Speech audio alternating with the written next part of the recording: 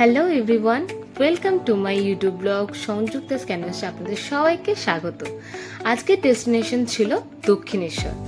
হ্যাঁ, অনেকদিন ধরে ইচ্ছে করছিল গঙ্গা স্নান করে দক্ষিণেশ্বরে গিয়ে একটু পুজো দেবার। তো বেরিয়ে পড়লাম আমি, আমার দিদি, আমার বোনঝি আর আমার জামাইবাবু, আমার বর। এদিকে একে দেখো কি মজা, ঘুরতে পারলে আর কিছু চাই না, তাই না? আর এইদিকে দেখো বাইরের দৃশ্যটা কি সুন্দর। এই কদিন তো শুধু বৃষ্টি আর বৃষ্টি, অনেকদিন পর যেন একটু রোদ উঠেছে, কি ভালো লাগছিল। তাই বাইরের দৃশ্য দেখতে দেখতে যাচ্ছিলাম। আর এইদিকে এদের দুজনের তো গল্পের শেষ নেই, পারলে গেটের বাইরে চলে যায়। তো ট্রেন থেকে নেমে আমরা চেপে পড়লাম বাসে আর চলে এলাম দক্ষিণেশ্বরে। সেদিন ছিল সানডে আর তার পরের দিন ছিল শ্রাবণ মাসের শেষ সোমবার, তাই প্রচুর ভিড় ছিল দক্ষিণেশ্বরে সেদিনকে।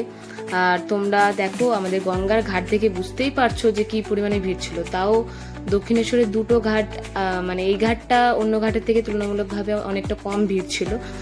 তো আমরা সবাই ভাবছিলাম যে কোন ঘাটে চান করব কি না করবো, তো এই ঘাটটাই ফাঁকা পেলাম। তো এক এক করে আমরা সবাই এক এক করে স্নান সারলাম। অনেকদিন ধরেই ইচ্ছা করছিল দক্ষিণেশ্বরে আসার, ইচ্ছে করছিল যে গঙ্গা স্নান করে মাকে একটু ভালো করে পুজো দেবো, কিন্তু সময়ের অভাবে মানে আসা হয়ে উঠছিল না। আর আমাদের বর্ধমান থেকে কলকাতা দক্ষিণেশ্বর তো অনেকটাই দূরে, তোমরা জানো সবাই। তো যাই হোক, স্নান করার পর আমি আমার বর যাচ্ছিলাম পুজো দেওয়ার উদ্দেশ্যে। আর এদিকে আমার বর আমার সাথে ভিডিও করতে করতে উনি ভুলেই গেছিলেন যে ওনার পায়ে জুতো নেই। হ্যাঁ, ঠিকই বুঝেছো তোমরা, উনি জুতো ছাড়াই আমার সাথে হেঁটে যাচ্ছিলেন। তো হঠাৎ কিছুক্ষণ পর ওনার মনে হয় যে ওনার পায়ে জুতো নেই। তো যেখানে চান করার জন্য জুতোটা খুলেছিলেন, তো সেখানেই জুতোটা ফেলে রেখে চলে এসেছিলেন। তো ওখানেই ও জুতোটা পরতে গেল।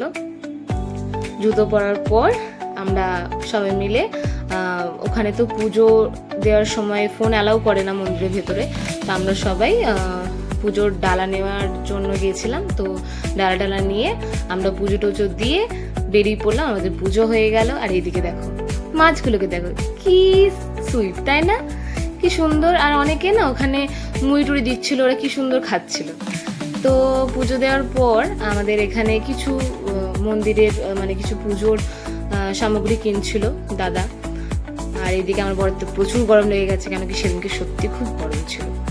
অনেকদিন বৃষ্টির পর সেদিনকে প্রচুর পরিমাণে গরম দিয়েছিল। তো আমরা দক্ষিণেশ্বরের প্ল্যাটফর্ম থেকেই ট্রেন ধরবো ভেবেছিলাম, তো ওই জন্য খুব তাড়াহুড়োও ছিল। তো আর এদিকে আমার দাদা আর আমার বোনের তো কেনাকাটার শেষ নেই, মানে ওরা একটা দোকানে ঢুকছিল আর দেখছিল। তো এদিকে ট্রেনেরও টাইম হয়ে গেছিলো, তো আমরা চলে এসেছিলাম প্ল্যাটফর্মে। ওখানে এদিকে দেখো আমার দাদাকে দেখো কি অবস্থা ভাই তোর। তো ডানকুনি প্ল্যাটফর্ম থেকে আমরা বর্ধমানের জন্য ট্রেন ধরবো বলে বসেছিলাম। অনেকক্ষণ ওয়েট করার পর এলো ট্রেন। তো আমরা ট্রেন ধরে চট জলদি চলে এলাম ডানকুনি জংশনে। ডানকুনি জংশন থেকে আমাদের বর্ধমান যাওয়ার ট্রেন আসতো। আজকে দেখো কি ভালো ওয়েদারটা, কি ভালো ওয়েদারটা ছিল।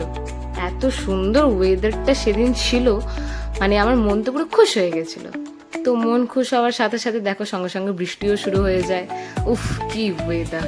তো বৃষ্টি শুরু হয়ে যাওয়ার পরেই আমাদের ট্রেন চলে আসে। আর এদিকে আমার বর তো গরমে অবস্থা খারাপ তার। আমরা ট্রেনে চেপে পড়ি আর এদিকে আমার বর্মশাই দেখো ঢুলতে ঢুলতে চলে এসছে বর্ধমান, সেটা জানেই না। তো চলো নেক্সট ব্লগে দেখা হচ্ছে, টাটা।